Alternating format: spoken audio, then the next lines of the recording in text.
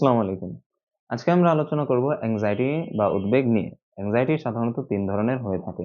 বিভিন্ন ধরনের অ্যাংজাইটি আমাদের জীবনকে বিভিন্নভাবে প্রভাবিত করে থাকে। আজকে আমরা আলোচনা করব মোরাল অ্যাংজাইটি, রিয়ালিটি অ্যাংজাইটি এবং নিউরোটিক অ্যাংজাইটি নিয়ে। সাইকোলজি সম্পর্কে বিভিন্ন ইন্টারেস্টিং তথ্য পেতে চাইলে আমাদের চ্যানেলটি সাবস্ক্রাইব করে রাখতে পারেন। চলুন শুরু করি। প্রথমে আমরা আলোচনা করব রিয়ালিটি অ্যাংজাইটি নিয়ে।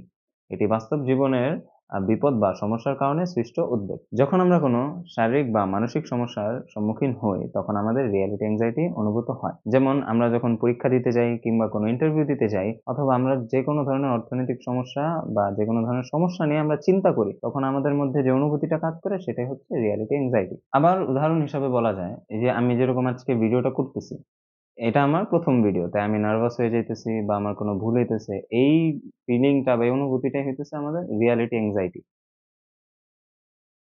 এরপর আমরা আসি মোরাল অ্যাংজাইটি নিয়ে। এই উদ্বেগটি আমাদের তখনই অনুভূত হয় যখন আমরা আমাদের মূল্যবোধ বা নৈতিকতার বিরুদ্ধে গিয়ে কোনো কাজ করি বা করার চিন্তা করি।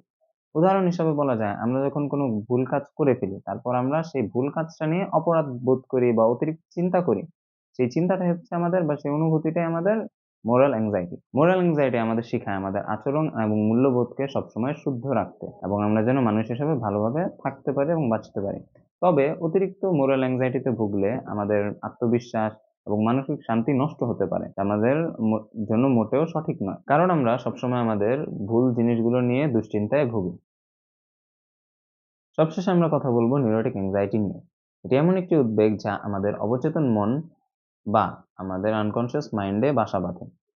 এই নিউরোটিক অ্যাংজাইটি বেশিরভাগ ক্ষেত্রেই অযৌক্তিক হয়ে থাকে। মানে এর কোনো ভিত্তি নেই। নিউরোটিক অ্যাংজাইটির কারণে আমরা যে ভয় পেয়ে থাকি, সেই ভয় প্রায়ই অযৌক্তিক হয়ে থাকে। তার বাস্তবসম্মত কোনো কারণ থাকে না। উদাহরণ হিসেবে বলা যায়, ওসিডির পেশেন্টদের মধ্যে নিউরোটিক অ্যাংজাইটি কাজ করে। এই ৩ ধরনের অ্যাংজাইটির মধ্যে নিউরোটিক অ্যাংজাইটি সবচেয়ে ভয়াবহ। তবে এটি চিকিৎসা এবং থেরাপির মাধ্যমে নিয়ন্ত্রণে আনা সম্ভব। তাহলে আজকে আমরা জানলাম ৩ ধরনের অ্যাংজাইটি সম্পর্কে: রিয়ালিটি অ্যাংজাইটি, মোরাল অ্যাংজাইটি এবং নিউরোটিক অ্যাংজাইটি। এই সব ধরনের অ্যাংজাইটি আমাদের জীবনে গুরুত্বপূর্ণ ভূমিকা পালন করে। যদি আপনার মনে হয় যে আপনি কোনো ধরনের অ্যাংজাইটিতে ভুগছেন, তাহলে আপনি অবশ্যই একজন সাইকোলজিস্টের সাথে যোগাযোগ করবেন। আজ এ পর্যন্তই। আশা করি সবাই ভালো থাকবেন। আসসালামু আলাইকুম।